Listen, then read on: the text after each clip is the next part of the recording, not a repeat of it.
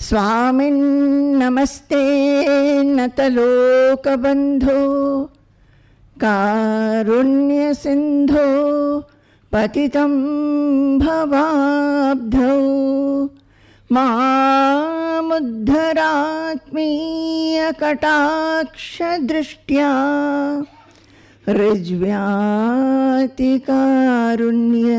सुधाभिवृष्ट्या स्वामिन्नमस्ते स्वामिन्नमस्ते स्वामिन्नमस्ते स्वामिन्नमस्ते। ज्ञानस्वरूपं निजभावयुक्तं आनन्दमानन्दकरं प्रसन्नं योगीन्द्रमीड्यं भवरोगवैद्यं श्रीमद्गुरुं नित्यमहं नमामि। श्रीमद्गुरुं नित्यमहं नमामि। नित्याय सत्याय चिदात्मकाय नव्याय भव्याय परात्पराय शुद्धाय बुद्धाय निरञ्जनाय नमोस्तु नित्यं गुरुशेखराय। नमोस्तु नित्यं गुरुशेखराय। नमोस्तु नित्यं गुरुशेखराय। जय गुरु, जय गुरु, जय गुरु। ये जो सेशंस हैं ये हिंदी में हम सोचे कि हम हिंदी में बोलेंगे। आजकल हिंदी बोलने का इतना अभ्यास नहीं है तो कभी कभी शब्द नहीं आते हैं और कभी कभी लगता है कि ठीक से हम एक्सप्रेस नहीं कर पा रहे हैं। तो फिर भी मुझे लगता है कि हिंदी में बोलने से बहुतों को और यहाँ पे जो हमारे डिवोटीज़ लेडीज़ हैं उनको कईयों को बहुत सुविधा होगी, इसलिए हिंदी में ही बोलेंगे। और हमसे पूछा गया कि आप सुबह क्या बोलेंगी, तो हमने सोचा कि हम क्या बोलेंगे। एक तो ये है कि कुछ टेक्स्ट लेना हम नहीं चाह रहे थे और हमारा पूरा जीवन रहा है साधना का। हम जो भी कुछ टेक्स्ट बोलते हैं उसमें हम साधना ही बोलते हैं, क्योंकि मेरे जीवन जब से हम आध्यात्मिक पथ पे आए हैं साधना ही साधना रहा। और वो क्या है साधना?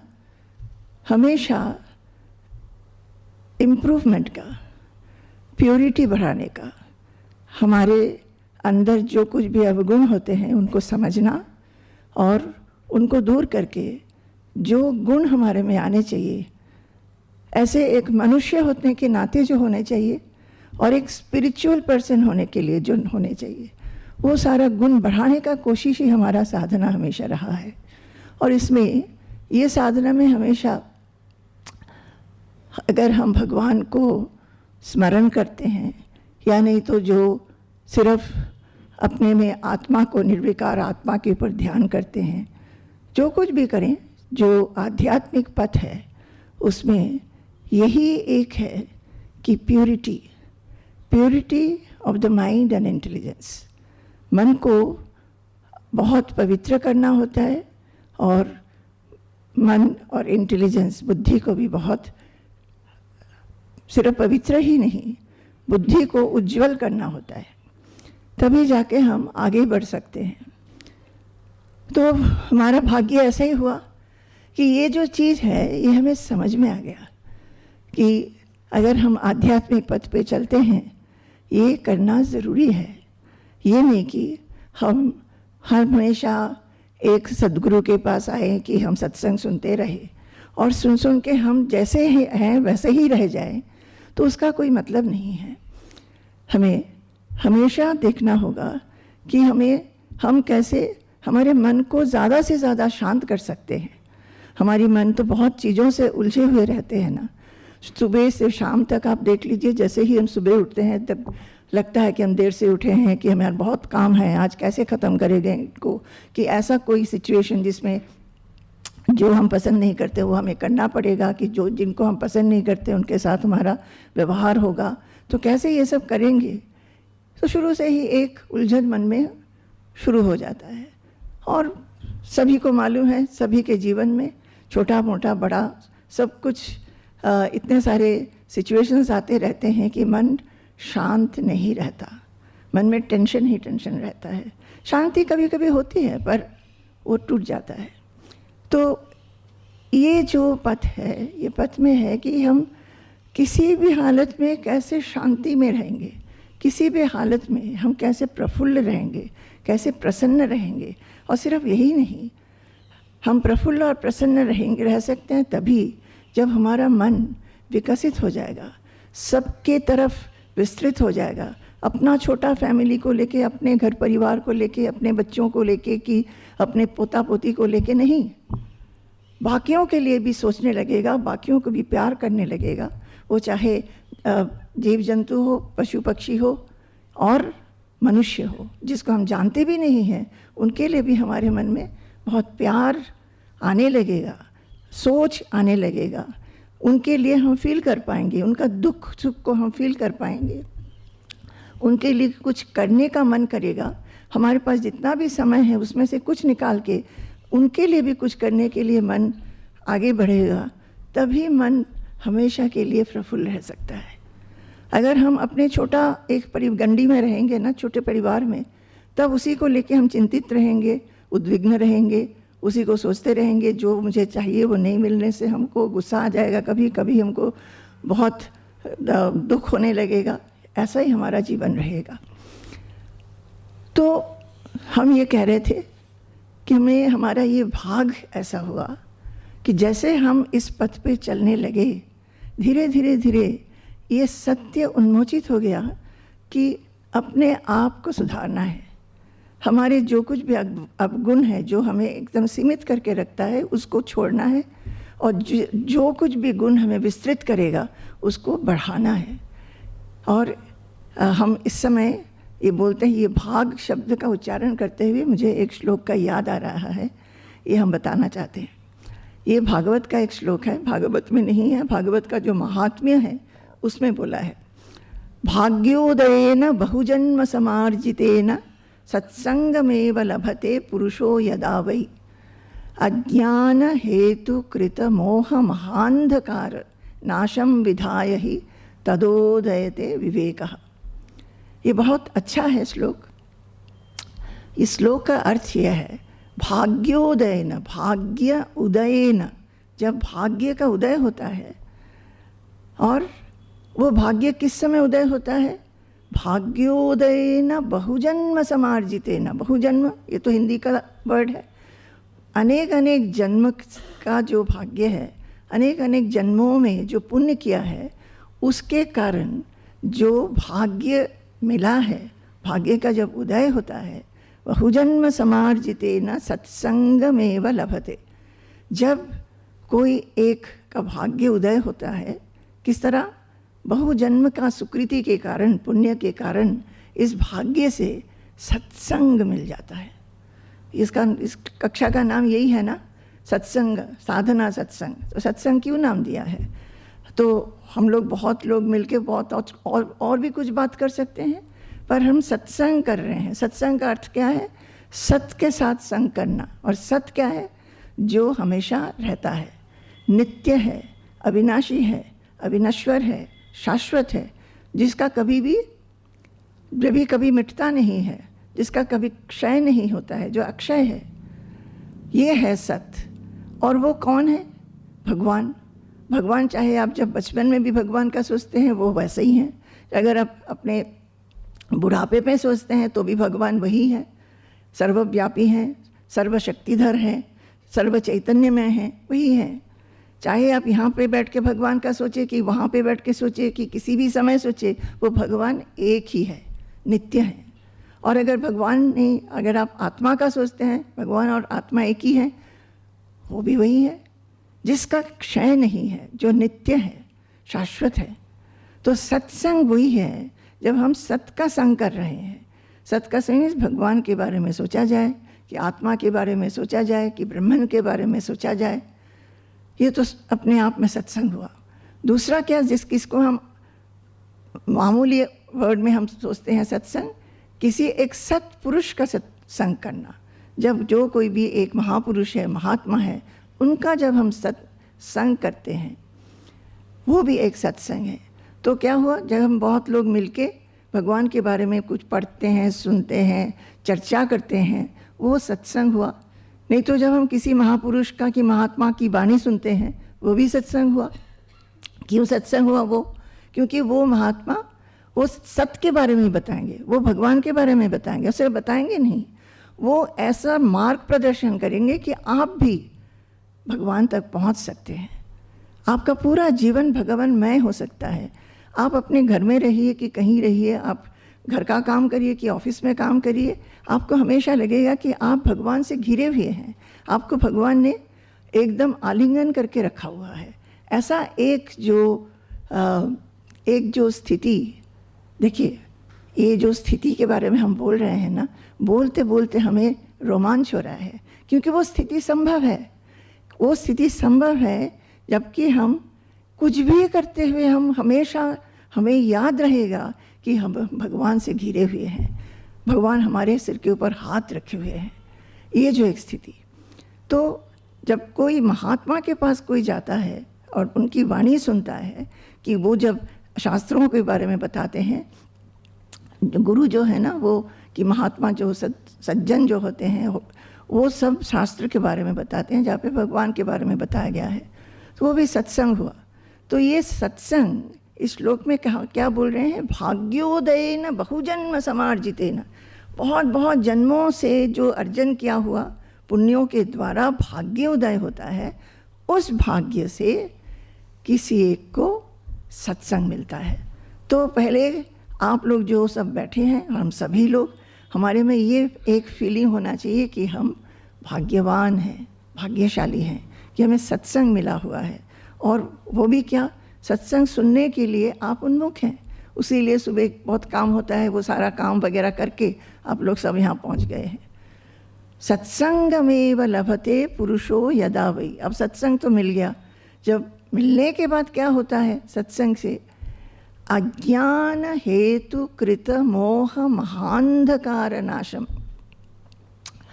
अज्ञान के द्वारा मन में जो एक अंधकार छाया हुआ है, अज्ञान क्या, ये नहीं समझना कि हम कौन हैं, मेरा इस पृथ्वी में मेरा स्थान क्या है, ये भगवान कौन है, हम कहाँ से आए हैं, भगवान के साथ हमारा रिश्ता क्या है, और हम कौन हैं, who am I, what is this I. ये हमारा जो सीमित एक नाम और रूप है, कि हम इतने ऊंचे हैं, इतने मोटे हैं, कि इतना पढ़ा लिखा किया है, कि मेरे घर इधर है, मेरे पास ये सब कुछ है, ये हम हैं। पर ये अगर हम हैं, ये तो सारा कुछ चेंज होता जाता है। पर हम किसको कहेंगे कि दिस इज़ द आई। ये जो एक भावना, इसके लिए जो कुछ भी सोच है, ये क्या होता है, ये अज्ञान है। जब हम नहीं जानते हैं कि हम कौन हैं, और हम नहीं जानते कि भगवान को हम कैसे पा सकते हैं, कि ये पथ क्या है, किस पथ से जाने से, क्या सोचने से, क्या करने से, क्या जप करने से हम उसको समझ सकेंगे, जिससे हमारे मन में पूरी तरह शांति और सुख आ सकती है। तो अज्ञान हेतु कृत मोह महांधकार, अज्ञान के द्वारा, क्योंकि हम जानने का कोशिश नहीं करते हैं। अज्ञान किस लिए होता है, जब हम ज्ञान के लिए खोजते नहीं हैं। क्या ज्ञान, देखिए हम लोग सब मनुष्य हैं, ज़्यादातर मनुष्य लोग क्या करते हैं, बस जन्म हो गया, पढ़ाई वढ़ाई कर लिया, एक नौकरी मिल गई, शादी हो गई, बच्चे हो गए, फिर और भी अच्छा नौकरी के लिए हम लोग चेष्टा करते हैं। उसके बाद क्या होता है, घर वर बना लेते हैं, बूढ़े हो जाते हैं, फिर देहांत हो जाता है। सब लोग सोचते हैं कि यही हमारा जीवन है, वो नहीं, वो अज्ञान है। बट एक मनुष्य जीवन मिलने के बाद अगर कोई सोचेगा कि ये क्या बात है, रोज़ रोज़ हम सुबह उठते हैं, रोज़ एक ही काम करते हैं, खाते हैं, सोते हैं, पीते हैं, किसी के साथ बात करते हैं, जाके काम कर लेते हैं, पैसा कमा के लाते हैं, और उस पैसे से कैसे हम और भी अच्छी तरह रह सकेंगे, इतना ही सोचते हैं। ये सब करते हुए मेरा मन तो पूरी तरह शांति में नहीं है, पूरी तरह आनंदित नहीं है।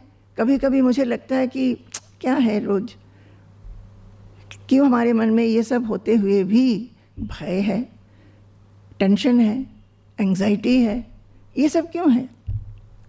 ऐसा करके जब कोई सोचने लगता है, असल में क्या हो रहा है, वो जो मनुष्य है वो ज्ञान का संधान कर रहा है, जानने का कोशिश कर रहा है कि ऐसा क्या रोज रोज करने वाला काम ही जीवन है, यही उद्देश्य है कि मनुष्य जीवन में कोई और भी उद्देश्य है।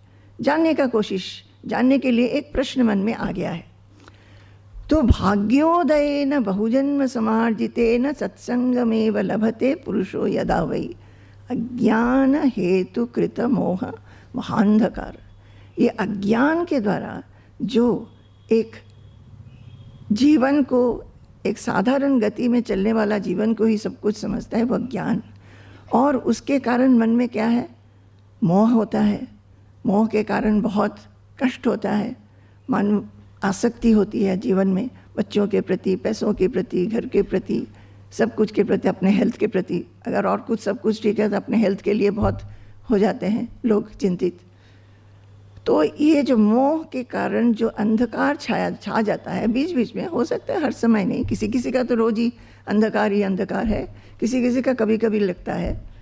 तो ये जो अंधकार जो है, नाशम विधाय, वो सत्संग मिलने से, जब ये सब सत्संग के बारे में हमारे जो शास्त्रों में क्या लिखा है, भगवान के बारे में क्या लिखा है, किस तरह चलने से ये अज्ञान, मोह, आसक्ति सब दूर हो जाएगा, ये हम जान सकते हैं, तब क्या होता है, वो सब नष्ट हो जाता है। अज्ञान हेतु कृत मोह महांधकार नाशम विधाय ही तदोदयते विवेकः। ये सब नाश करने वाला विवेक उदय होता है मन में। कैसे होगा? जैसे हमने बताया, अगर आप रोज रोज एक ही काम करते रहेंगे, मन में कोई प्रश्न नहीं होगा, तो आपका वो सुख दुख के अंदर ही आप घूमते रहेंगे। पर अगर करते हुए मन में एक विवेक का उदय हो जाता है, विवेक में क्या है, जब हम सोच सकते हैं कि क्या मेरे लिए भलाई है, क्या मेरे लिए भलाई नहीं है, इसके बारे में जब हम सोचने लगते हैं, जो बुद्धि काम करने लगती है, बुद्धि सोचने लगता है, अच्छा ये जो रोज का रोज एक ही चीज़ है, जो हम सोचते हैं, करते हैं, उठते हैं, बैठते हैं, इससे तो मेरे को पूर्णता नहीं आ रही है। कभी कभी लगता है कि कुछ नहीं है जीवन में, यही क्या बात है, एक पूरी तृप्ति, संतृप्ति नहीं आ रही है, क्या करने से आएगा? ये जो एक फीलिंग, इसको कहते हैं विवेक। क्या मेरे लिए ठीक है, क्या मेरे लिए उचित है, क्या मेरे लिए उचित नहीं है, क्या मेरे को करना चाहिए, क्या मेरे को नहीं करना चाहिए। तो ये श्लोक में ये कहा गया है कि सत्संग क्या होता है। तो सत्संग मानिए कोई एक जन सत्संग में आते हैं, या तो आप अच्छे किताबें पढ़िए जिसमें ये इसका चर्चा है। अगर आपको किसी महात्मा महापुरुष का वाणी सुनने का मौका मिल जाता है तो जाके सुनिए, और नहीं तो कुछ ऐसे लोग मिलके चर्चा करिए ताकि आपको सत्संग का फल मिले। तो सत्संग सुनने से ये प्रभाव मन में आना चाहिए कि मेरे लिए क्या उचित है, क्या ठीक है, क्या मुझे करना चाहिए। तो इसीलिए हमने कहा कि ये जो सत्संग, इसका नाम रखा है सत्संग साधना। अब बात ये है कि सत्संग तो हम सुन रहे हैं, अब मानिए आप ही लोग सालों भर, कुछ लोग नए होंगे पर कुछ लोग तो सालों भर सुनते आ रहे हैं। अब सुन के अगर हम सुन के सिर्फ चले जाते हैं, क्या सुना है उसको अपने जीवन में नहीं लाते हैं, तो फिर सुनने का कोई फ़ायदा नहीं है। तो सुनने के बाद सत्संग तो मिल गया बहुत अच्छी तरह, सत्संग के बाद उसको अपने जीवन में लाना चाहिए। क्या लाना चाहिए कि सत्संग में जो बोला जा रहा है उसको कैसे हम पालन करेंगे, उसको कैसे अनुशीलन करेंगे और उससे क्या फ़ायदा मेरे को होगा, ये समझ के उसको करें। तो हम शुरू में हमने कहा, मेरे जीवन में जब शुरू में हम तो उस समय बहुत कम उम्र के थे, 23 साल के थे जब बाबा हमारे जीवन में आए, और तब हमको कुछ भी नहीं मालूम था। भगवान को मानते थे, पूजा वूजा बहुत अच्छा लगता था, इतना ही था। पर हमारे माँ ने हमें बचपन से एक सिखाया था। पर जब हम बिल्कुल छोटे थे तब उन्होंने बोला था कि भगवान को रोज़ रोज़ प्रार्थना करना है। पूजा का उतना नहीं बताया था, इतना पूजा वूजा घर का नहीं था माहौल। उन्होंने बोला था भगवान को रोज़, भगवान के पास रोज़ प्रार्थना करना है। और क्या प्रार्थना करना है? मुझे एक अच्छी लड़की बनाना। एक बंगाली में আমাকে ভালো মেয়ে करो। तो अच्छी लड़की, तो ये भालो, what was the meaning of that भालो, वो उस समय नहीं समझते थे। भालो में उस समय समझते थे कि जो कि सबका बात मान के चलते हैं और सब उसको अच्छा बोलते हैं, ऐसे ही। बाद में समझे कि भालो मीन्स उसमें जो अच्छे अच्छे गुण हों, गुण को लाना चाहिए मन में। वो बाद में धीरे धीरे समझ गए थे। तो भालो में एक करो। और उन्होंने ये भी बताया था भगवान तुम्हारे अंदर है। तो बचपन में हम जैसे ही भूल भी जाते थे कभी कभी, तब रात को याद आता था सोते हुए कि अरे सारा दिन तो प्रार्थना ही नहीं किया, तो एकदम बिस्तर पे लेट के हाथ जोड़ करके भालो में करो, भालो में कर कई बार रट लेते थे। जैसे बड़े हुए तब समझ में आया कि भालो का अर्थ यही है कि अपने में बहुत सारे अच्छे अच्छे गुण हों। तो हमारे मन में एक छवि था कि हमारे में ऐसे ऐसे गुण होंगे, सब कुछ गुण, जो कुछ भी उस समय समझ में आता था वो सारे गुण। और जैसे हम बाबा के, हमारे जीवन में बाबा आए, तो उस समय भी हमको इससे ज़्यादा कुछ समझ में नहीं था। हम भगवान को मानते थे, भगवान की पूजा वूजा अच्छा लगता था। बंगालीज़ में दुर्गा पूजा बहुत अच्छा होता था, सरस्वती पूजा, लक्ष्मी पूजा, ये सब पूजा हम लोग मानते हैं, तो बहुत अच्छा लगता था। पर जब बाबा के पास हम आए और धीरे धीरे कुछ कुछ किताबें पढ़ने लगे, बाबा ने हमें थोड़ा बहुत चिट्ठियाँ लिखी, उसमें बहुत सरल सरल उन्होंने मुझे उपदेश दिया था। उससे समझ में आया। और बाबा ने भी अपने पहले चिट्ठी में लिखा था, भय नहीं, तिनी भीतरेई आछेन, डरना नहीं, तुम्हारे अंदर ही भगवान है। तो मुझे कन्फर्मेशन मिल गया जो माँ ने कहा था और जब बाबा ने बोला, गुरुदेव बाबा ने, वो एक ही है। तो अंदर में भगवान को फील करना, और सिर्फ वही नहीं, क्योंकि बचपन से था तो उनके साथ बात करते रहते थे भगवान के साथ। वो भगवान किधर है पता नहीं, पर भगवान मेरे बहुत ज़्यादा एक क्लोज फ्रेंड, उसके साथ हम बात भी करते थे, सुख में, दुख में, आनंद में। कभी कभी जब हम बहुत क्या बोलते हैं, कभी डिसलाइक, कभी गुस्सा आ गया, तो भी हमको लगता था कि भगवान के साथ हम बात कर सकते हैं, वो हमारे बहुत करीब हैं। इसके बाद जब हम और आगे बढ़े और फिर शास्त्र वगैरह भी पढ़ने लगे, तब हमने देखा कि एक ही चीज़ बोला जा रहा है, प्योरिटी ऑफ द माइंड, कि अगर तुम्हें शांति में रहनी है तब मन को पवित्र करना है। और क्या पवित्रता?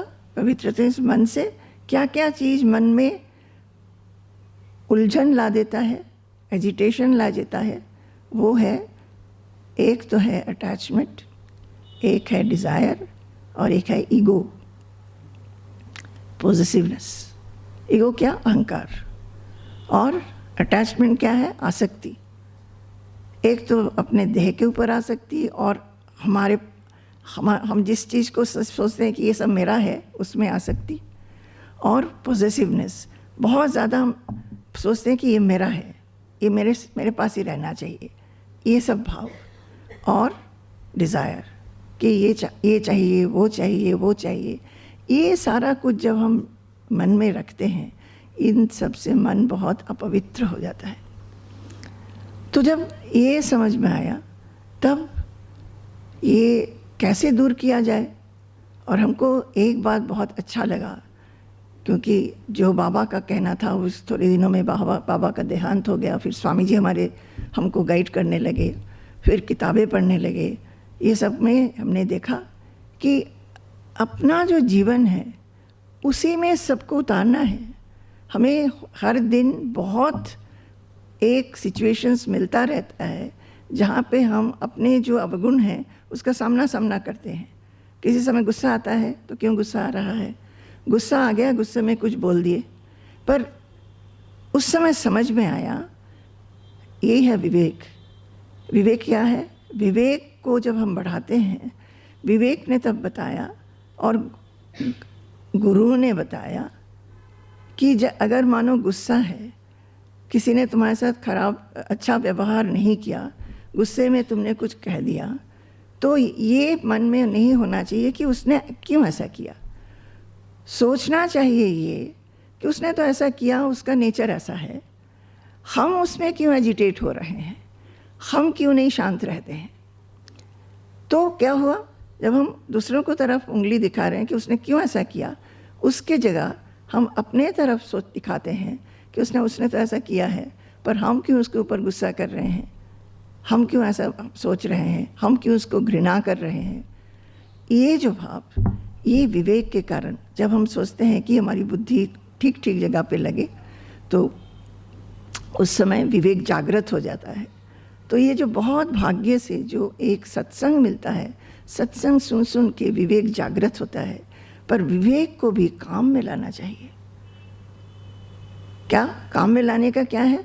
एक कान से सुना, दूसरे कान से सुना, जब तक सुन रहे हैं बहुत अच्छा लग रहा है, फिर बाद में जाके वैसे रह गए। दैट इज़ नॉट साधना। साधना का क्या? और हम शुरू में हमने ये कहा मेरा पूरा जीवन साधना रहा है। हमको हमेशा लगा है जो हमने सुना, जो हमने पढ़ा, वो हमारे जीवन में लाएंगे। भगवद गीता भी पढ़े हैं तो एक एक शब्द मुझे लगा कि अच्छा ऐसा हो सकता है, अगर हो सकता है तो क्यों ना इसको ट्राई करें। इसी तरह करेंगे। और जब हमने ट्राई किया तब देखा कई बार हम अनसक्सेसफुल। मानिए हमने सोचा कि किसी के ऊपर हम गुस्से नहीं होंगे, किसी के ऊपर हमारी इरिटेशन नहीं होगी, पर एक्चुअल सिचुएशन में देखे कि कितना भी कोशिश करे गुस्सा आ जाता है, इरिटेशन आ जाता है, लेजीनेस आ जाता है, प्रोक्रेस्टिनेशन क्या बोलते हैं, एक चीज़ जो है ना आज नहीं करेंगे कल करेंगे, लेजीनेस आ जाता है ना, आज ठीक है कल कर लेंगे, कल सोच लेंगे, ये सब चीज़ें। तो हमने देखा कि कई बार हम सक्सेसफुल भी होते हैं, कई बार नहीं होते हैं। क्यों नहीं हो रहे हैं, क्या करने से होंगे, ये है साधना। तो हमको पता नहीं। हम अभी कुछ पहले जब हम लोग ब्रेकफास्ट कर रहे थे, हम बोल रहे थे ये साधना सत्संग तभी बोलने में अच्छा लगता है जब जो हमारे सामने हैं वो साधना करने वाले होते हैं। तो आप पहले बताइए कि आप साधना कर रहे हैं, करना चाहते हैं और करेंगे भी, क्या बोलते हैं आप, करना चाहते हैं। तो हमने सोचा ये सबसे अच्छा किताब है, हम प्रभात रश्मि से पढ़ेंगे स्वामी जी ने क्या क्या कहा है। हम एक बात हमेशा सोचते हैं, जैसे हमने ये कहा कि ये जो पथ है ना, और आखिर में मनुष्य जीवन में क्या चाहिए, हमको सुख चाहिए, आनंद चाहिए, और हम लोग सदा सुखी और सदा आनंदित रहना चाहते हैं, जो कि हमें जीवन में नहीं मिलता है। कभी कभी होता है, कभी कभी नहीं होता है, और जब नहीं होता है तब हम दुखित होते हैं, और जब होता है तब आनंदित होते हैं। पर जब कुछ आनंदित रहने का, सुख का जो मौका होता है, उस समय जो कुछ भी मिलता है हमें डर लगने लगता है कि ये वाला सिचुएशन पूरा नहीं रहेगा, ये ख़त्म हो जाएगा, है कि नहीं। जब सब कुछ अच्छा है, किसी ने मुझे पूछा था, माँ मुझे एक प्रश्न पूछना है। क्या? अभी हमारे परिवार में, हमारे माँ के घर में, हमारे ससुराल में सब कुछ अच्छा है, पर मुझे डर लगे रहता है कि अगर कुछ बिगड़ जाए तो क्या होगा, तब हम क्या करेंगे। तो ये जो सिचुएशन बिगड़ जाएगा तब हम क्या करेंगे, इसके लिए मन को प्रस्तुत करना, ये भी एक साधना है। कैसे हम अनअफेक्टेड रहेंगे, अविचलित रहेंगे। और भगवद गीता ने क्या कहा है, भगवद गीता 6 चैप्टर में यही बोलता है, यम लब्ध्वा चापरम लाभम मन्यते नाधिकम ततः यस्मिन् स्थितो न दुःखेन गुरुणापि विचाल्यते। एक स्थिति ऐसा है जहाँ पे मानव पहुँच सकते हैं। ऐसी स्थिति है जहाँ पे सभी पहुँच सकते हैं। कैसी स्थिति? यम लब्ध्वा चापरम लाभम ना चा अपरम लाभम मन्यते नाधिकम ततः। जिस स्थिति में पहुँच के, यानी कि जो पाके प्राप्त करके इससे अच्छा पाने वाला और कुछ है ही नहीं, ऐसा लगेगा। समझ में आया? अभी क्या होता है, हमको लगता है कि अच्छा एक घर बनाएंगे, घर मिल गया, तब लगेगा एक गाड़ी चाहिए, और नहीं तो ये घर बहुत छोटा है, थोड़ा सा और बढ़ा देंगे। ऐसा करके हमारा जो चाहना है वो ख़त्म ही नहीं होता है। कुछ ना कुछ। ये क्या कर रहे हैं? ऐसी स्थिति है जिस स्थिति में पहुंच के हम लोग सोचेंगे इससे अच्छा कोई अधिक है ही नहीं, तो मन से क्या दूर हो जाएगा? डिज़ायर, चाहना ये दूर हो जाएगा। तृप्ति हो जाएगी, संतृप्ति हो जाएगी, कंटेंटमेंट हो जाएगी। और भी क्या बोल रहे हैं? जैसी स्थिति में रह करके यस्मिन् स्थितेन दुःखेन गुरुणापि विचाल्यते। जिस स्थिति में रह करके अगर जीवन में भारी से भारी दुर्योग और ऐसी समस्याएं आ जाती है, भारी से भारी आ जाए, तो भी वो आदमी विचलित नहीं होगा। ये अच्छा है कि नहीं? ऐसी स्थिति चाहिए कि नहीं? तो अगर चाहिए तो हम इसके पीछे क्यों नहीं जाते हैं? इसके लिए जो कुछ भी करना पड़े उसको क्यों नहीं करते हैं? ये करने का नाम है साधना। अब कोई बोल रहा था कि किसी के बारे में, फलाना आदमी जो है उसको लगता है एक बार सुन के वो तभी ज्ञानी हो जाएगा। थोड़ी होता है। आपने एक बार सुन लिया, 2 बार सुन लिया, तो ये मतलब ये नहीं कि उसी समय आप उस स्थिति में पहुंच जाएंगे।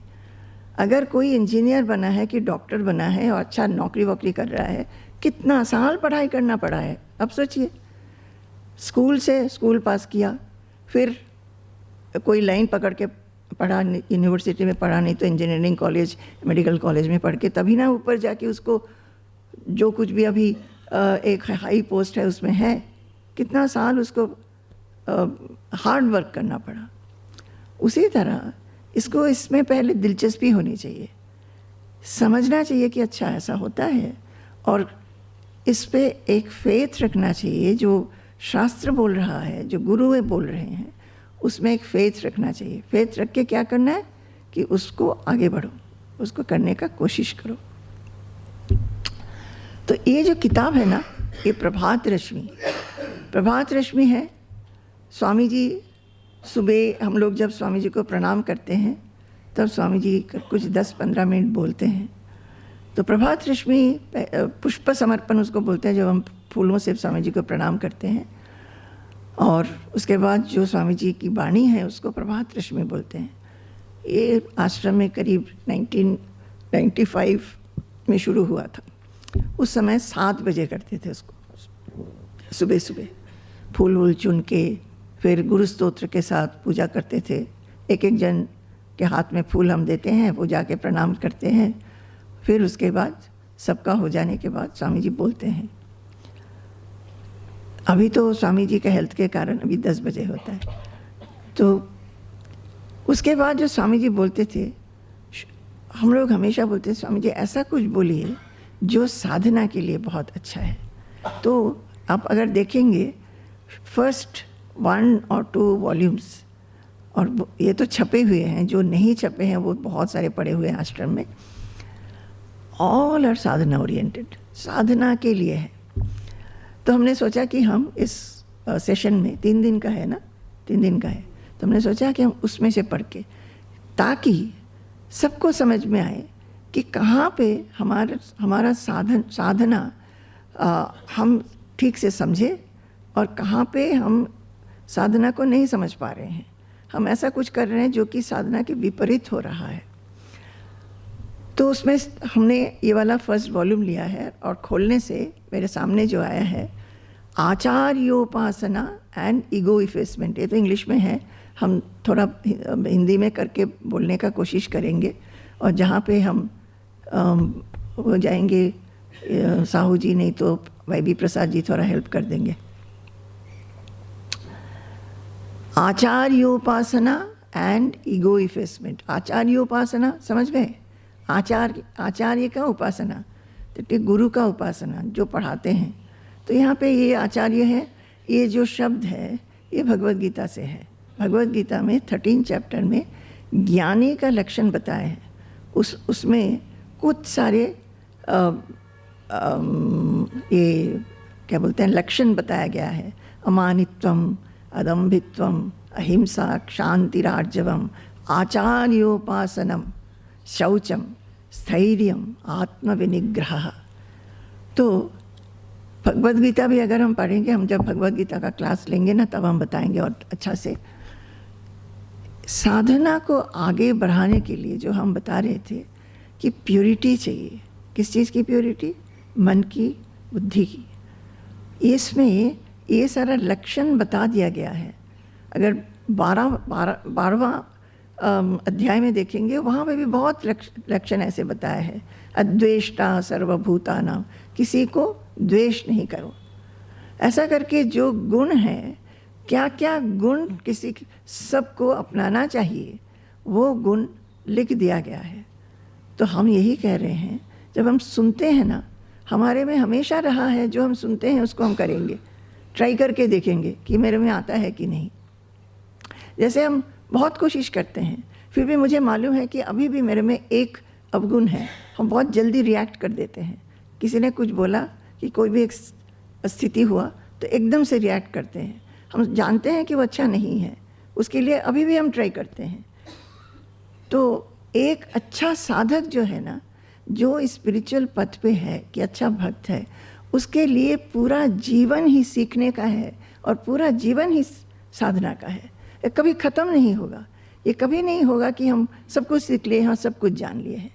और जब हम पूरा जीवन को हर एक मोमेंट में सीखने का कोशिश करते हैं, हर एक चीज़ से, चाहे वो एक एनिमल क्यों ना हो और चाहे कोई मनुष्य क्यों ना हो, सभी से सीखने के लिए एक जो आग्रह है वो एकदम जला के रखना चाहिए। एक दीप जैसे जलता है ना, दीप को प्रज्वलित रखने के लिए हम लोग क्या करते हैं? तेल डालते हैं, बत्ती ठीक है कि नहीं देखते हैं। और उसी तरह अपने मन में सीखने के लिए और सीख के अपने में लाने के लिए जो दीप है उसको प्रज्वलन करके रखना चाहिए। उसमें इतना आनंद है। नहीं तो क्या होगा, कुछ दिन में पढ़ के एक ही चीज़ रोज़ पढ़ रहे हैं। लोग पढ़ते हैं ना, बहुत लोग ऐसे हैं जो कि रोज़ सुबह उठ के गीता का 2 चैप्टर पढ़ लेते हैं, भागवत का 2 चैप्टर पढ़ लेते हैं, विष्णु सहस्त्रनाम जप लेते हैं। अच्छा है, ये नहीं कि वो अच्छा नहीं है, अच्छा ज़रूर है, क्योंकि वो भी एक डिसिप्लिन वे से रह रहे हैं। पर वो लोग उसी में रह जाते हैं जो पढ़ रहे हैं। मान लीजिए गीता का रोज़ 1 चैप्टर पढ़ते हैं। जब आप गीता में ये सब जो गुण बताए गए हैं और भगवान कृष्ण बोल रहे हैं अर्जुन को जी ये सब गुण अपनाना चाहिए, तो वो अपनाने का कोशिश भी करना चाहिए। अभी कुछ दिन पहले मुझे राजेश्वरी पूछ रही थी, हम तो बहुत कुछ करते हैं, अब मुझे बताइए कि आगे हम क्या करें। तो आगे यही करना है कि जो कुछ भी हम देख रहे हैं, पढ़ रहे हैं, उसको आगे बढ़ाओ। तो ये आचार्योपासना, इसके ऊपर स्वामी जी ने एक दिन प्रभात रश्मि किया है समझने के लिए। हमने सोचा कि ये अच्छा रहेगा, क्योंकि यहाँ पे स्वामी जी जैसे एक गुरु आए हैं, सदगुरु आए हैं, आप उनकी बातों के लिए बहुत उद्ग्रीव रहते हैं, उन्मुख रहते हैं, सुनते भी हैं, सालों से सुनते हैं। सो यहाँ पे किस तरह वो सुनना ठीक रहेगा, ताकि हमारा जो अंदर में, हमारे अंदर में जो अवगुण हैं, कि हमारे में जो अपवित्रता है, हमारे में जो अभी भी खिला नहीं है, विकास नहीं हुआ है, उसका विकास हो जाएगा। तो देखते हैं, ये जो है ना, ये स्वामी जी आश्रम में बैठ के बोल रहे हैं।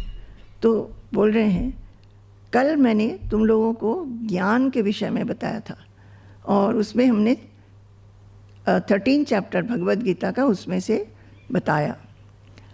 वहाँ पे 20 लक्षण बताए गए हैं, 20 डिसिप्लिन बताए गए हैं। डिसिप्लिन का हिंदी क्या है? हाँ, अनुशासन। 20 डिसिप्लिन बताया गया है और उन 20 डिसिप्लिन में से एक है आचार्योपासना। आचार्योपासना गुरु का पूजा करना और उनका सेवा करना।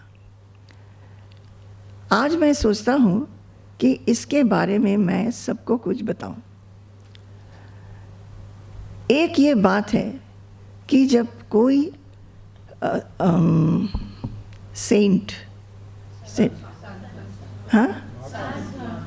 था, जब ये कोई बात है, जब कोई एक संत और सद्गुरु आते हैं, उनको हम आराधना करते हैं, उनका पूजा करते हैं, उनका वाणी सुनते हैं, उनकी लिखी हुई किताबें पढ़ते हैं और उनका हम अनुशीलन करते हैं दूर में रह करके। क्या होता है, जैसे आप लोग भी, आप स्वामी जी मानिए, आप स्वामी जी को मानते हैं कि स्वामी जी दूर रहते हैं, तो आप लोग अपने घर में की सेंटर में एक फ़ोटो रखा हुआ है, उसी का पूजा करते हैं अपने अपने घरों में। तो हम एक सद्गुरु का पूजा कर रहे हैं, उनका हम वो जो बोलते हैं कि उन्होंने जो लिखा है उस किताब पढ़ते हैं, और जो वो बोलते हैं उसको थोड़ा बहुत अनुशीलन करने का भी कोशिश करते हैं, पर हम दूर में रहते हैं। ये ऐसा है जबकि हम चाँद को देखते हैं आकाश में, और दूर से चाँद की जो रोशनी है उसको हम अनुभव करते हैं, पर वो चाँद क्या है, कैसे वो चाँद की जो रोशनी है वह पृथ्वी तक पहुंचती है, उसके बारे में हम कुछ सोचने का कोशिश नहीं करते, है ना। हम रोज़ देखते हैं सन और मून, रोज़ देखते हैं, उसके बारे में हम थोड़ी सोचने चलते हैं, कुछ नहीं सोचते हैं। और जब रात में मानो बहुत गर्मी है, हम बाहर बैठे हुए हैं, चाँद देखा, कितनी अच्छा सूदिंग रेज होती है, उसको बहुत अच्छा लगता है, पर एक्चुअली में वो क्या है वो सोचने का हम लोग कोशिश नहीं करते हैं।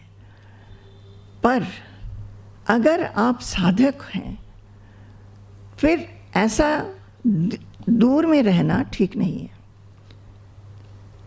सिर्फ सुनना और गुरु की लिखी हुई किताबें पढ़ना इतना ही काफ़ी नहीं है। समझ में आया? You would like to know the way, the specific practice that will take you to the goal that teacher extols. गुरु जिसके बारे में बताते हैं, वो क्या बताते हैं? आत्मा के बारे में बताते हैं, भगवान के बारे में बताते हैं, कैसे हमेशा आप मन को ठीक रख सकते हो, अनअफेक्टेड रख सकते हो, ये बताते हैं। तो वो जो बताते हैं और जो प्रैक्टिस बताते हैं, वो भी समझना और उसको करना, ये करना पड़ेगा। Then you approach the teacher in closer terms and humbly seek initiation from him. Once you get initiation and become his disciple, your pursuit becomes entirely different. You must open your mind before him and ask him to comment, correct, and improve your thoughts, words, and actions. ये चाहे initiation करे ना करे, कोई भी एक जो भक्त है, वो अगर कोई सज्जन या कोई एक संत के पास गए हो और उनके पास जाने का मौका मिला है, उनका संग करने का मौका मिला है, तब उसको चाहिए कि पूछा जाए, एक तो हमारे में ये अवगुण है, हम इसको सुधार नहीं पा रहे हैं, आप मुझे थोड़ा सा बता दीजिए कि हम क्या करें। फिर जब कोई अपने गुरु के पास में रहने का मौका किसी को मिला है, उनको सेवा करना ये बहुत ज़रूरी है। जब किसी को गुरु का सेवा करने का मौका मिलता है, उसी से बहुत साधना होती है। जब हम गुरु के पास आते हैं, तब गुरु क्या चाहते हैं, क्या नहीं चाहते हैं, ये सब कुछ हम समझ सकते हैं। तो अभी जैसे आप लोग तो है, अब तो गुरु का एक्चुअली सेवा नहीं कर पा रहे हैं, पर बात ये है कि साधना में क्या है, साधना में ये है कि हम हमेशा समझें कि हम अगर किसी महात्मा की बात सुन रहे हैं, वो जो कुछ भी बोल रहे हैं, उसमें हमें क्या करना चाहिए और किस तरह करना चाहिए, वो गुरु क्या चाहते हैं नहीं चाहते हैं वो समझना चाहिए, गुरु क्या चाहेंगे? गुरु चाहेंगे कि सब अच्छी तरह रहे, सब लोग अच्छा व्यवहार करें, अच्छा गुण को अर्जन करें, ये सब देखना चाहिए।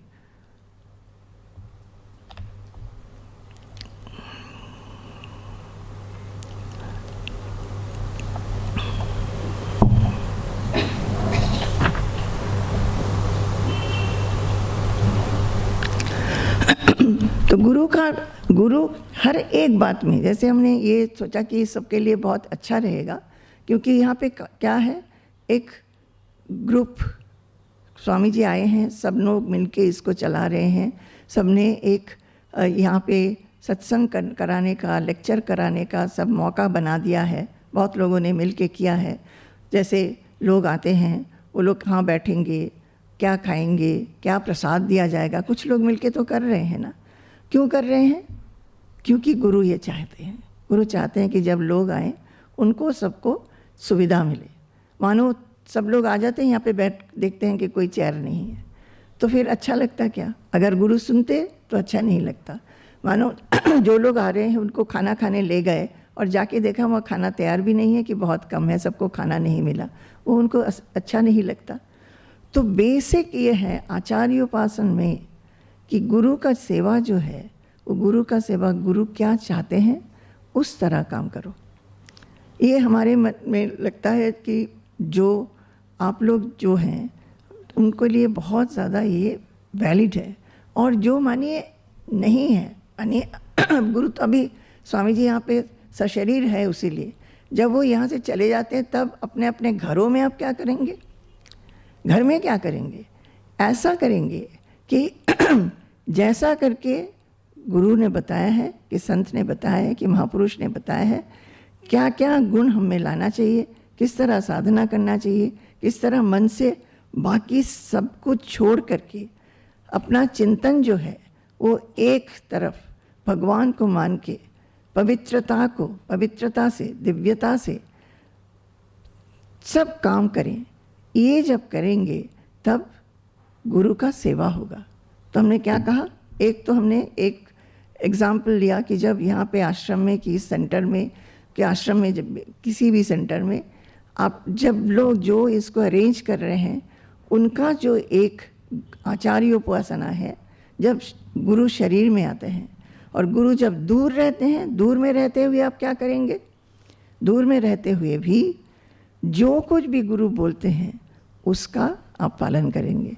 और उसका पालन क्या करना है? ये देखिए, इन्होंने ऐसा करके स्वामी जी ने कहा, हमने शुरू में ये कहा और हमने बताया ना, गुरु बोल रहे हैं कि अपने मन में जो कुछ भी है, उत्पटांग भावनाएं, चिंता, ये सब कुछ करके अवगुण को छोड़ के अच्छे अच्छे गुणों को अर्जन करो। तो what is purity? How can one जज whether he is becoming pure or not? Purity क्या है और कैसे अपने को लगेगा कि प्योरिटी आ रहा है कि नहीं आ रहा है?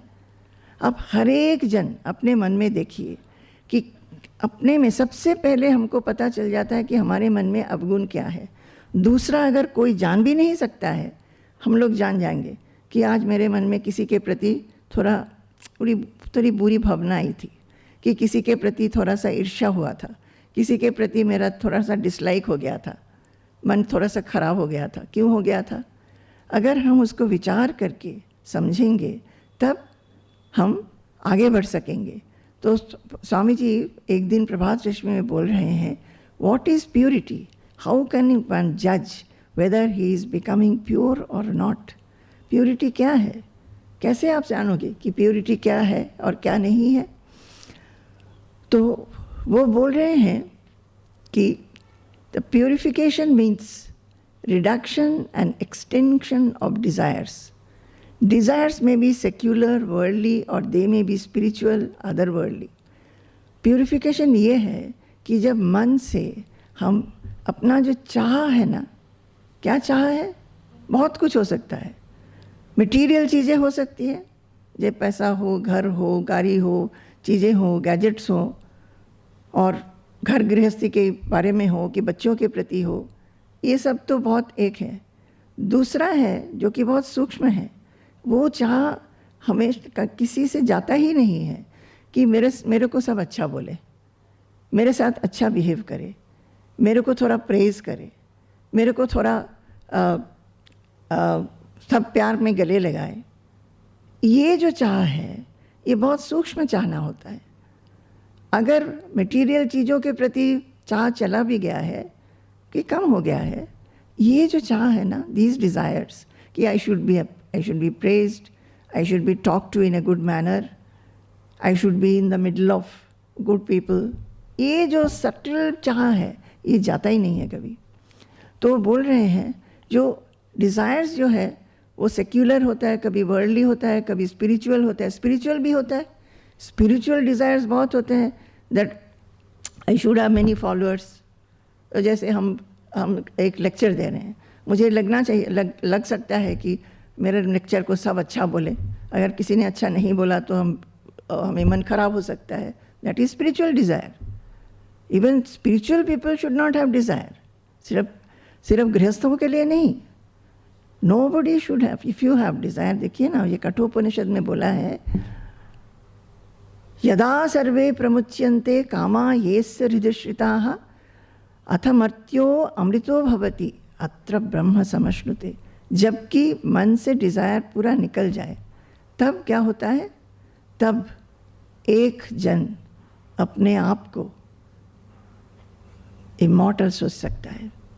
सब डिज़ायर जाना चाहिए। अब डिज़ायर जाना चाहिए बोलने से सब सोचेंगे डिज़ायर कैसे जाएगा। डिज़ायर तो रहेगा। जैसे मुझे खाने का, अभी मेरे को गला सूख रहा है, मेरा पानी पीने का डिज़ायर तो है, वो नहीं। डिज़ायर के साथ जब हम पॉजिटिवनेस जो कर देते हैं कि इसके बिना मेरा काम चलेगा ही नहीं, ऐसा भाव, इसको दूर करना चाहिए। ये हमारे में बहुत ज़्यादा है और इसको ख़त्म करना होता है। तो स्वामी जी बोल रहे हैं, the desires may be secular, worldly, और they may be spiritual, other worldly. In Vedanta vairagya is defined clearly as the iha amutra phalabhoga viragaha, disinterestedness towards enjoyment of pleasures or rewards in this world as well as in other world. जैसे एक disinterestedness, मुझे कुछ नहीं चाहिए। घर में रहते हुए भी यही सब, हम क्या पढ़ रहे हैं? हम तो एक कुछ अपने से नहीं बोल रहे हैं। जो स्वामी जी ने बोला है, किसको बोला है? भक्तों को बोला है। किस लिए बोला है? भक्तों को कुछ इससे काम बनेगा तभी ना बोला है, नहीं तो बेकार में क्यों बोलेंगे। क्या बोल रहे हैं कि एक डिसइंटरेस्टेडनेस होना चाहिए कि मुझे कुछ नहीं चाहिए। आप ये 3 दिन करके देखिए, जब भी याद होगा तभी करके देखिए। जब भी मन में होगा कि कुछ भी इच्छा भी, किसी एक इच्छा से मन उलझन हो गया, क्या इच्छा होती है? हम लोग हमेशा चाहते हैं, we always feel that whatever we have planned my life should go like that. एक दिन में, आज सुबह उठ के हमने सोचा कि आज हमको ये करना है, दैट इज़ अ डिज़ायर। और क्या होता है, जैसे हम उसको नहीं कर पाते हैं तो मन एकदम अशांत होने लगता है। हमने कुछ ऐसा सोचा है, कुछ और आ गया, वो काम नहीं हो सका, तो मन में उलझने आती है, गुस्सा आ जाता है, कभी कभी बहुत द्वेष आ जाता है किसी के ऊपर। तो ये जो है, जो एक डिज़ायर, हमने जो प्लान किया है उसी तरह काम चलेगा, इसको कहते हैं डिज़ायर। हमारे जीवन में हर एक मोमेंट में हम इसको सामना करते हैं। अगर आप सोच लेंगे कि मेरे को ऐसा नहीं सोचना है, जो आएगा उसी को करेंगे, अच्छी तरह करेंगे, मुझे कुछ नहीं चाहिए, कुछ नहीं चाहिए। जो सोचता है कि मेरे बेटे को एक नौकरी चाहिए और उसके कारण चिंतित रहता है, उसको सोचने दीजिए ना 4 दिन कि 5 दिन कि 7 दिन, हम इसके बारे में नहीं सोचेंगे। बेटे का नौकरी जब होगा तब होगा, हम सिर्फ उसका भलाई चाहेंगे। एक बेटी की शादी नहीं हो रही है, कितना बार आके स्वामी जी का आशीर्वाद पूछेंगे, जैसे कि बार बार प्रणाम करने से बार बार आशीर्वाद मिलेगा। गुरु का आशीर्वाद एक ही बार होता है। तो एक बार हमने बोला कि मुझे तो आप लोग का चिंतन को देख के ऐसा लग रहा है कि आप लोग साधक हैं क्या आपको क्या पूछना चाहिए आशीर्वाद? कि स्वामी जी कई साल हो गए, बेटी का शादी का हम सोच रहे हैं, शादी नहीं हो रही है, बहुत चिंतित हो रहे हैं। स्वामी जी आप मुझे ये मार्ग बताइए कि मेरे मन से ये चिंतन कैसे चला जाए, ये उद्विग्नता कैसे चले जाए। वो सिर्फ बेटी की शादी की नहीं, किसी भी कारण, किसी का केस हो रहा है, किसी का कुछ हो रहा है, ये सब से गुरु से आशीर्वाद क्या मांगना चाहिए। मेरा मन अशांत हो रहा है गुरुजी, ये अशांति का जो रूट कॉज है उससे कैसे निकलेंगे ये बताइए। वो लोग नहीं बोलते हैं, आके प्रणाम करेंगे और बेटी की शादी हो जाए, बेटा का जॉब हो जाए, ये वाला केस ठीक हो जाए, ये ज़मीन को लेके बहुत प्रॉब्लम चल रहा है ये ठीक हो जाए। आप समझ रहे हैं? आखिर आपको क्या चाहिए? आपको चाहिए शांति। आप सोचते हैं कि वो एक कारण अगर चला जाएगा तो हम शांत हो जाएंगे, बिल्कुल नहीं, दूसरा एक कारण आ जाएगा। तो गुरु के पास आके यही करना है कि हमारा मन किस तरह, क्या सोचने से शांत हो जाएगा, किसी भी एक सिचुएशन हो जाए किस तरह शांत रहेगा, वो आशीर्वाद पूछना है। वो है आचार्योपासनम। ये देखिए, हमने आचार्योपासनम से शुरू किया, फिर हम यहाँ आ गए। Actually all are related. आचार्योपासनम क्या है? एक संत के पास आके, एक सदगुरु के पास आके हम लोग प्रणाम करते हैं, ब्लेसिंग्स मांगते हैं, और ये सही है। सभी चाहते हैं कि अपना सब कुछ ठीक ठाक रहे, अपना फैमिली में सब ठीक रहे, आसपास के सब ठीक रहे। जो और भी आगे सोच सकते हैं वो बोलते हैं कि देश में सब ठीक रहे, कि हमारा जो स्टेट है वो सब ठीक रहे, जो गरीब लोग हैं वो सब ठीक रहें, जितनों को हम जानते हैं सब ठीक ठाक रहें। वो इतना लोग, ज़्यादातर लोग नहीं सोचते हैं, खूब कम लोग ही सोचते हैं कि देश भी ठीक रहे, ये भी ठीक रहे। पर आचार्योपासनम वही है। एक गुरु तभी खुश होते हैं जब वो देखते हैं कि एक भक्त, एक साधक अपने मन को विकास करने के लिए आशीर्वाद मांग रहे हैं, और उन्होंने ये विकास के लिए जो जो कुछ बोला है उसको अनुशीलन करने के लिए कोशिश कर रहा है। ये नहीं कि एक किसी चीज़ में अटक गए हैं, ये नहीं कि सिर्फ आशीर्वाद पूछ लेते हैं अपने फैमिली के लिए। आशीर्वाद तो वो ज़रूर दे देंगे, पर उससे वो खुश नहीं होते हैं। खुश कब होते हैं? जब देखते हैं कि भक्त लोग आगे बढ़ने के लिए, मन को पवित्र करने के लिए, सबके बारे में सोचने के लिए, सबकी भलाई के लिए, सबको प्यार करने के लिए कुछ ना कुछ सोच रहे हैं और विचार कर रहे हैं। अगर हम वो कर सकते हैं तो वो एक्चुअली उपासना है। उपासना, आचार्य उपासना। और ईगो इफेसमेंट। ईगो इफेसमेंट ये क्या था?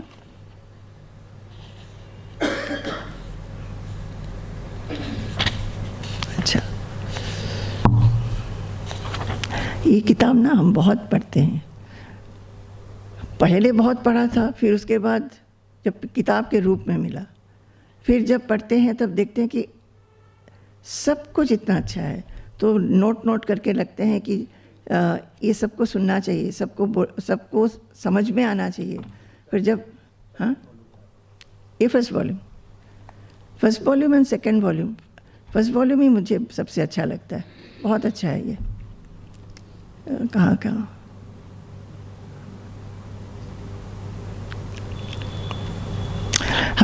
हम जब आश्रम में आए तब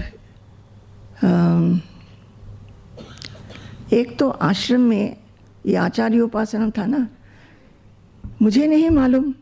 ये देखिए, हमको तो नहीं लगता है कि हमने इस पथ पे चलना शुरू किया था, इतना मौका भी नहीं था, और हम लोग तो स्वामी जी का सत्संग में बहुत कम आ पाते थे। उन दिनों में तो ये सब नहीं था, यूट्यूब भी कि कैसेट वैसेट कुछ नहीं था। तो जो कुछ भी पढ़ते थे और सुनते थे उसमें हमको ये समझ में आया कि गुरु जो हैं, गुरु एक आश्रय है। और बाद में विवेक चूड़ामणि में श्लोक मुझे मिला जिसमें बोला है 3 चीज़ बहुत दुर्लभ है। एक है मनुष्यत्व, फिर मुमुक्षुत्व, फिर महापुरुष संश्रय। मनुष्यत्व क्या है? ह्यूमन बॉडी, जो हमको सबको मिला हुआ है। हम लोग किसी भी एक बन के जन्म ले सकते थे, वो इंसेक्ट्स हो और रेप्टाइल्स हो, बर्ड्स हो कि एनिमल्स हो। उनमें उनके साथ मनुष्यों का क्या अंतर क्या है? एनिमल्स और मनुष्यों में सिमिलैरिटी क्या है? हम लोग सब खाते हैं, पीते हैं, सोते हैं और प्रोजेनी, बच्चे होते हैं सबके। और अंतर क्या है? सिमिलरिटी तो ये हो गया, अंतर क्या है? हमारे में बुद्धि है। भगवान ने हमें बुद्धि दिया है, विवेक दिया है, और उस विवेक को अप्लाई करने की एक क्षमता भी दिया है। अगर हम उसको अप्लाई ना करते हैं तो हम पशु समान हो गए हैं। उस दिन बच्चों को समझा रहे थे ना, एक श्लोक बताया था स्वामी जी ने कि ज्ञानेन हीना पशुभिः समाना। अगर तुम बुद्धि उपयोग करके ज्ञान का आहरण नहीं करते हो, ज्ञान नहीं चाहते हो, तो तुम पशु के समान हो गए, बुद्धि उपयोग नहीं कर रहे हो। तो इतना तो मुझे ये जो श्लोक है मनुष्यत्वम, फिर मुमुक्षुत्वम। मुमुक्षुत्वम क्या है? मुमुक्षुत्व ये है कि अपने में समझना, यही बात जो हमने शुरू में बोला कि ये जीवन का उद्देश्य क्या है। रोज रोज रोज रोज एक ही काम करना और फिर मर जाना, ये है कि कुछ हायर पर्पस है। ये कैसे हम समझ सकते हैं कि इसका उपयोग क्या है हमारा जीवन का? भगवान कौन है, आत्मा कौन है, हम कौन हैं, और ये हमको कैसे समझ में आएगा कि मेरे को आगे और क्या करना है। मुक्ति, मुमुक्षा है मुक्ति का इच्छा। किस चीज़ से मुक्ति? ये कि हमारे जीवन में हम देखते हैं हम बहुत संकीर्ण रूप में रहते हैं, छोटा सा परिवार की थोड़ा सा और बड़ा परिवार, और अपने में ही हम व्यस्त रहते हैं, किसी और का नहीं सोचते हैं। जिसको हम पसंद करते हैं, जो हमारे आसपास के हैं, उनके विषय में सोचते हैं, बाकियों के लिए कुछ नहीं करते हैं। तो ये जो संकीर्णता है, और मन में संकीर्णता जो भाव है, मन में जो दुर्गुण है, अवगुण है, कहीं गुस्सा हो जाना, इरिटेटेड हो जाना, ईर्ष्या होना, हिंसा होना, और पेशेंस की कमी होती है, इंटॉलरेंट हो जाते हैं हम, धैर्य नहीं रखते हैं, किसी को दुर्व्यवहार कर देते हैं, ये सब जो दुर्गुण हैं, उससे हमको अपने आप को ही खराब लगता है। उससे मुक्ति कैसे मिलेगी? ये भी तो हम अगर मंदिर में चले जाते हैं कि पूजा करते हैं, भगवान तो नहीं हमें बताते हैं आके, आकाश से आके भी नहीं बताते हैं, मूर्ति भी नहीं बोलता है कि तुम ऐसा ऐसा करो तो तुम इस चीज़ों से, अपने जो दुर्गुण हैं उनसे तुम मुक्ति पा सकते हो। मिलता है क्या? भगवान के पास, मूर्ति के पास, छवि के पास इसका उत्तर नहीं है।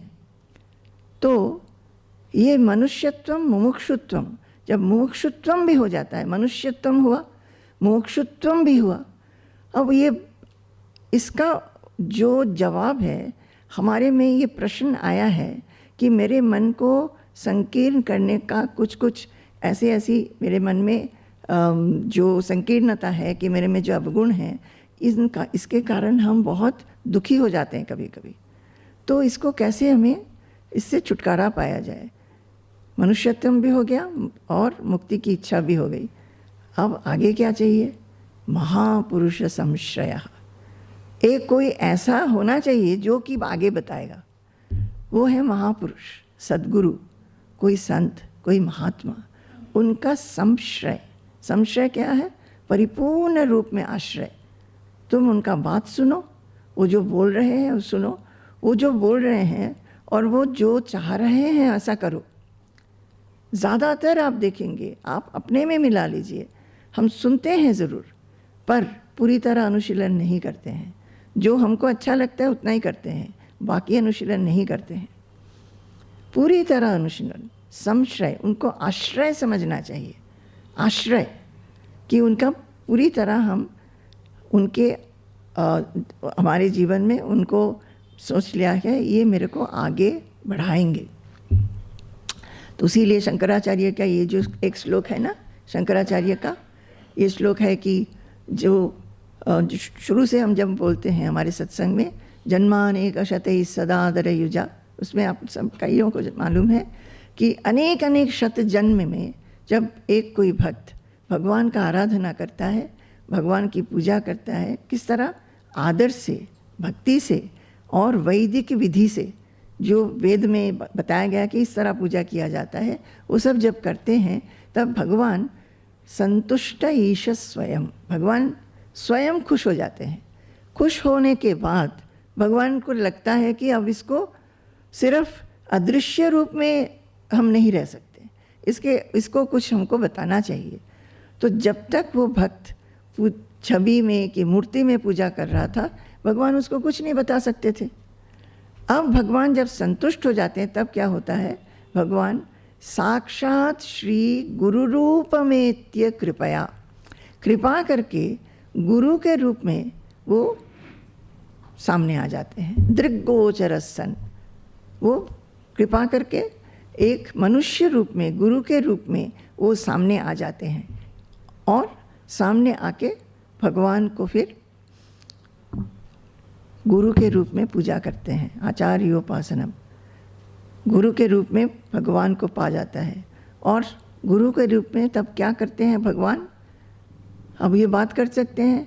अब तक जो अदृश्य थे बात नहीं कर पाते थे, अब शिष्य को कि भक्त को जब सामने देखते हैं गुरु, तब उनको पता चल जाता है कि इसके मन में क्या है, दुख है कि आनंद है, कि कुछ कठिनाइयाँ हैं, कुछ समस्याएं हैं, इसका हल करो। और वो हमेशा हल करने वाले हैं, चाहे कोई भी हो।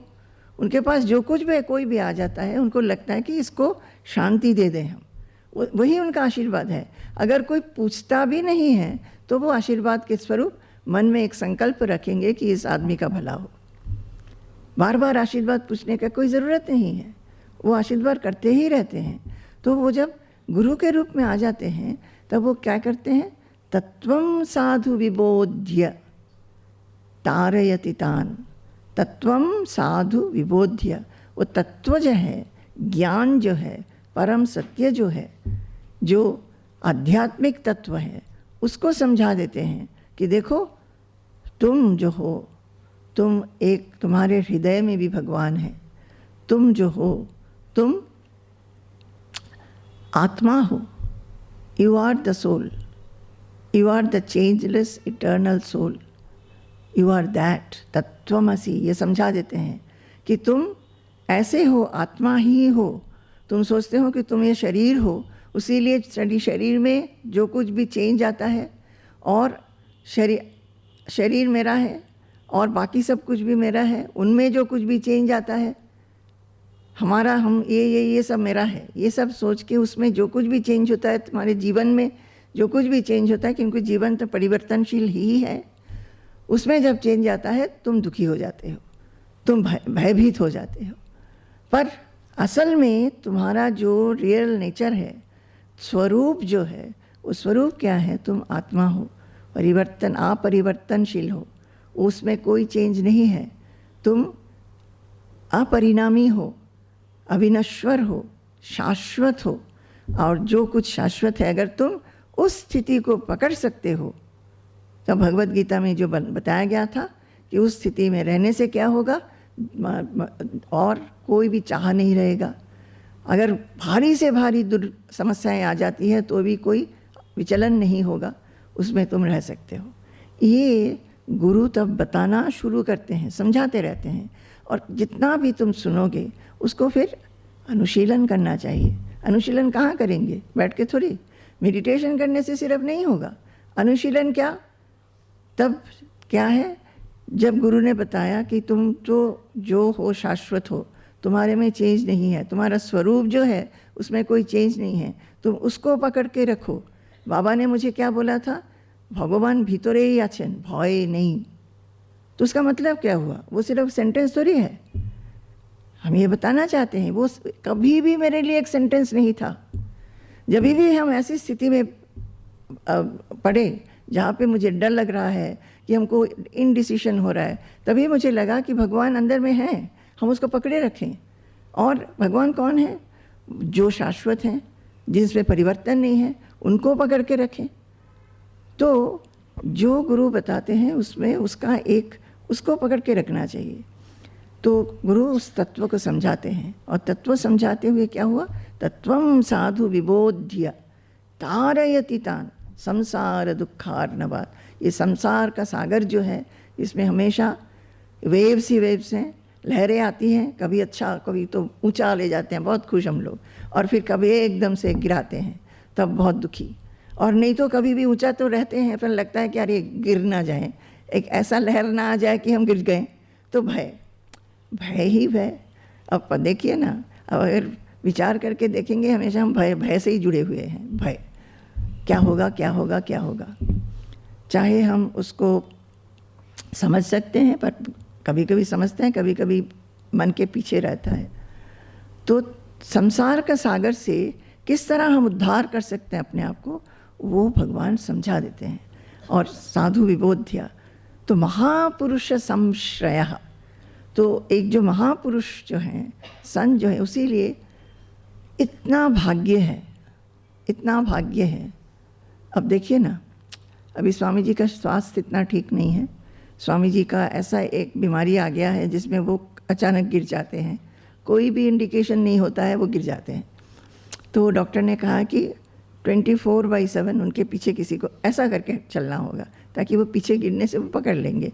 ये भी बोला है कि कोई अच्छा वीक कोई आदमी नहीं हो, वीक आदमी होने से दोनों गिर जाएंगे, डॉक्टर ने बताया है। क्योंकि उनको केसेस मालूम है ना, ऐसे ऐसे केसेस देखा होगा। बोले कि ऐसा आदमी को रखिए जिसको काफ़ी हेल्दी हो, नहीं तो वो अटेंडेंट के साथ वो दोनों गिर जाएंगे। तो हम लोग को देखना पड़ता है कि कौन रहेगा कौन रहेगा। हम तो सबको बताते हैं, इतना अच्छा मौका है स्वामी जी का संग करने का। और जो स्वामी जी के पीछे पीछे ऐसा करके चलता है, स्वामी जी उसके साथ बात करते रहते हैं। क्या बताएंगे वो थोड़ी बताएंगे कि इसका भाव इतना है कि उसका वो ये है। वो हमेशा मन को आगे बढ़ाने का, ऊंचा ले जाने का, और सिर्फ ऊंचा ले जाने के सिर्फ नहीं, उस स्थिति में ले जा करके अपने जीवन में तुम कैसे उसको यूज़ कर सकते हो, ताकि तुम्हारे जीवन में जो कुछ भी घटनाएं, समस्याएं और लहरें आ रहे हैं उसको उसका तुम हल कर सकते हो, उसका सामना कर सकते हो, वो समझा देते हैं। तो हम सबको बताते रहते हैं ये अच्छा मौका है, आश्रम में आ जाइए और स्वामी जी का ये वाला सेवा करिए। तो लोग सुनते नहीं है, समझते नहीं है। वो सोचते हैं कि एक दिन जाएंगे, प्रणाम कर लेंगे, प्रणाम करके ब्लेसिंग्स पूछ लेंगे, प्रसाद दे देंगे तो खुश हो गए, घर चले गए। यही सोचते हैं लोग। आचार्योपासनम क्या है? इतना संग करने का मौका। और संग अगर अभी तो हम इतने ये बताए, अगर संग नहीं भी हो सकता है, संग उस समय कर सकते हैं जब हम कुछ पढ़ते हैं और पढ़ के अपने जीवन में उतारते हैं। I don't know, sometimes I feel that I am not able to express myself, क्योंकि मुझे लगता है कि मेरा जीवन ना ऐसा करके साधना से ही गया है और इतना आनंद मिला है। ये नहीं कहेंगे कि मेरे को भी ऐसे सिचुएशंस नहीं हुआ था जबकि मुझे लग रहा है कुछ भी नहीं हो रहा है, कितना तो कोशिश कर रहे हैं, कुछ भी नहीं हो रहा है, ऐसी स्थिति हुई होगी। पर स्थिति में भी हमेशा ये लगा है कि I have an aim to go forward. और वो एम हमें लगता है कि किसी के जीवन में अगर वो एम रखे ना कि मुझे आगे चलना है, अपने आप को अच्छा से अच्छा करना है, सबको प्यार करना है, सबको प्यार करना है, सबकी भलाई देखना है, किसी में हम भेदभाव ना करें, किसी का हम दुर्गुण ना देखें, सबसे पहले जो जिसको देखे उसका गुण ही देखे। ये सब भाव जब मन में हम रखते हैं ना तो बहुत आनंद होता है। वो उसमें सक्सेसफुल होने के लिए हो सकता है कभी कभी हम नहीं भी होंगे, पर just to walk the path, उस पथ पे चलने में ही बहुत आनंद है, इतना हम कह सकते हैं। ठीक है, कल फिर मिलेंगे।